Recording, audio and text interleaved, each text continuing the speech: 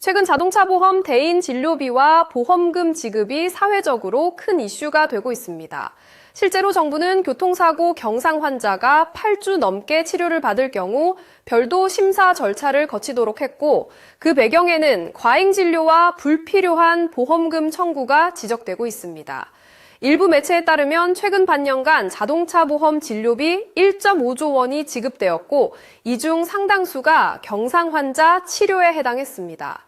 이러한 상황에서 실제 교통사고 피해자의 보상금 산정 기준과 지급 쟁점은 모두의 관심사가 되고 있는데요. 오늘은 실제 교통사고 후 슬개골 골절, 경골 고평부 골절, 발목 골절 등 다양한 부상 사례를 바탕으로 교통사고 보험금 분쟁의 쟁점과 실무적 대응 방법을 살펴봅니다. 먼저 교통사고가 발생하면 대부분 자동차 보험 대인담보로 치료비를 지원받게 됩니다.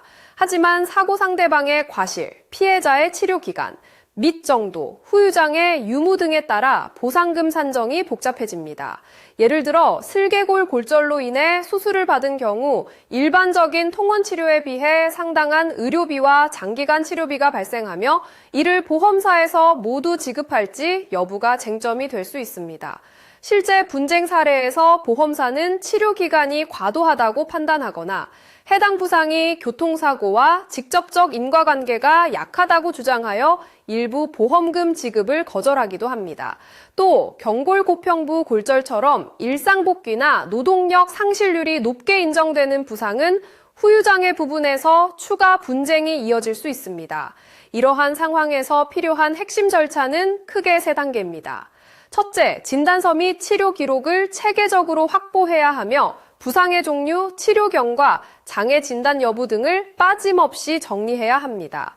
둘째, 보험사에 제출하는 자료를 꼼꼼히 검토해야 하며 이 과정에서 수술 기록이나 추가 진단 요청, 법적 근거 제시가 요구됩니다. 셋째, 보험사가 지급을 거절하거나 감액하려는 사유가 있을 경우 상해의 원인과 교통사고와의 인과관계, 표준 손해사정 기준, 관련 판례 등을 근거로 재심사를 요구할 수 있습니다. 실제 판례에서는 치료기간의 합리성, 의료진 소견, 사고와 후유증의 인과관계 등을 종합적으로 판단해 보험금 지급 여부가 결정됩니다.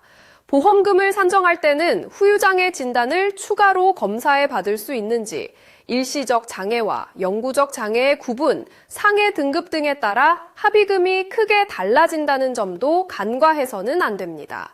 추가적으로 주의할 점은 보험사로부터 제시되는 초기 합의금이 실제 발생 손해에 미치지 못할 수 있다는 것입니다.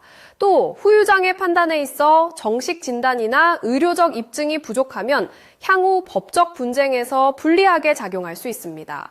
사고 이후 치료 경과가 변동될 때마다 반드시 상황을 문서로 남겨두는 것이 중요합니다. 일부는 상해 후유장애 보험금까지 받을 수 있는지 꼼꼼히 확인해야 하며 자주 놓치는 부분입니다. 물론 보험약관 내 보상제외, 사유와 시효 등도 미리 숙지해야 합니다. 결국 교통사고 보험금 분쟁은 전문 지식과 경험이 요구되는 분야이므로 분쟁 발생 시 진료기록, 사고 경위서, 약관 해석 등 여러 측면을 세심하게 챙겨야 합니다. 복잡한 분쟁 상황에서는 전문가의 조언을 통해 실질적인 권익 보호와 합리적인 보상금 산정이 이루어질 수 있습니다.